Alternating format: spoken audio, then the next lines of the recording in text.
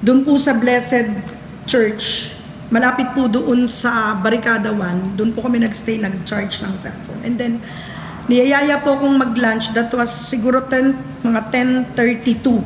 Bakit ko alam? Kasi nag-time in ako ng 10:24 sa K5. So around 10:32, walang signal, hindi pumasok yung time in ko. Then narinig ko, nagsisigawan, wag nyo kaming batuhin, wag nyo ka, nag-umpisa na sila, ganon. So paghila ko ng cellphone, kinuha ko yung bag ko, kaya ako po dala yung bag ko. Actually, nasa sasakyan po yun kung bakit. Wala po kasing sasakyan nun.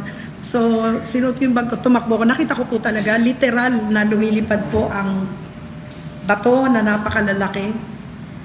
Bote. Sari-saring bote. And then nagulat po ako may pumutok. Tapos may sumigaw po, nagpapaputok na sila. Ito po yung Barricada 1. Meron pong daan pa ganyan, doon po nang gagaling yung putok. Kasi sa Barricada 2 po sila pumasok.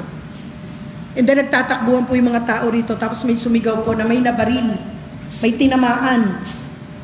So from here, tumakbo ko dito sa side na to, nakita ko nga po duguan yung tuhod ng isa.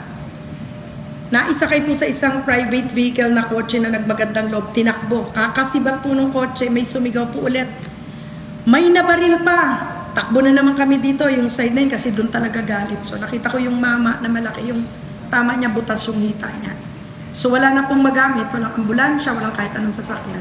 Yung pong pick up ng K5 ang nagatid sa ospital. Dalawa pong kasama namin ang nandun, si Caro G at saka si Caroline.